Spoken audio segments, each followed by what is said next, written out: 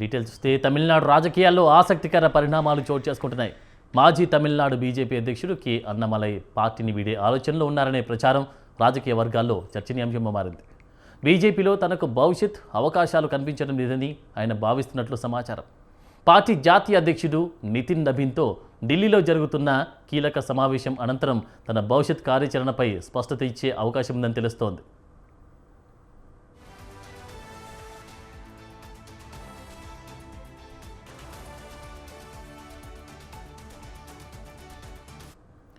Party అధిష్టానం అన్నామలైకి రాజ్యసభ సభ్యత్వాన్ని offer చేసినట్లు వార్తలు వస్తున్నాయి. అయితే ఆయన ఆ ప్రతిపాదనను తిరస్కరించినట్లు సమాచారం. రాజకీయ పదవుల కంటే ప్రజల్లో ప్రత్యక్షంగా పనిచేయాలనే ఉద్దేశంతో ఆయన ఈ నిర్ణయం తీసుకున్నారని చెబుతున్నారు.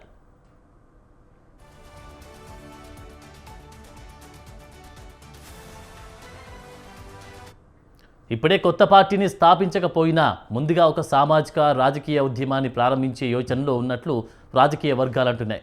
సమాజంలోని వివిధ వర్గాలకు చెందిన ఒకే ఆలోచన కలిగిన వ్యక్తులను కలుపుకుంటూ బలమైన స్వచ్ఛంద కార్యకర్తల నెట్వర్క్ను నిర్మించాలని ఆయన భావిస్తున్నట్టు తెలుస్తోంది.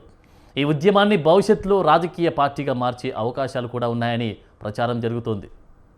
చెన్నై విమానాశ్రయంలో మీడియాతో మాట్లాడిన అన్నమలై కొద్ది రోజులు వేచి ఉండాలని, 2 రోజుల్లో పూర్తి వివరాలు వెల్లడిస్తాను అని వ్యాఖ్యానించారు.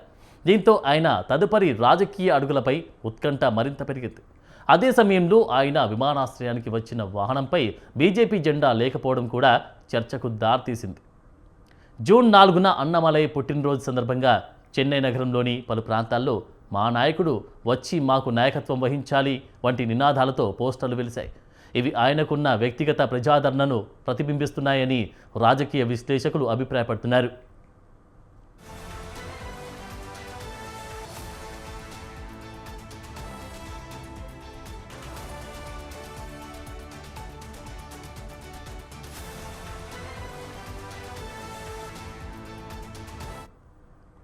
నలభై ఒక్కేళ్ల అన్నమలై గతంలో ఐపీఎస్ అధికారిగా సేవలందించారు. ప్రధాని నరేంద్ర మోదీ స్ఫూర్తితో 2020లో బీజేపీలో చేరారు. చేరిన వెంటనే రాష్ట్ర ఉపాధ్యక్షుడిగా బాధ్యతలు చేపట్టారు. అనంతరం ఎల్ మురుగన్ కేంద్ర మంత్రివర్గంలోకి వెళ్లడంతో 2021లో తమిళనాడు బీజేపీ అధ్యక్షుడిగా నియమితులయ్యారు. అధ్యక్షుడిగా ఉన్న సమయంలో అన్నమలై తమిళనాడులో బీజేపీకి కొత్త గుర్తింపు తీసుకొచ్చారు. రాష్ట్ర వ్యాప్తంగా పర్యటనలు, దూకుడైన ప్రచార కార్యక్రమాలు, సోషల్ మీడియా ద్వారా ప్రజల్లోకి వెళ్లి పార్టీ విస్తరణకు కృషి చేశారు. ద్రావిడ పార్టీల ఆధిపత్యం ఉన్న రాష్ట్రంలో బీజేపీని బలమైన ప్రత్యామ్నాయంగా నిలబెట్టే ప్రయత్నం చేశారు.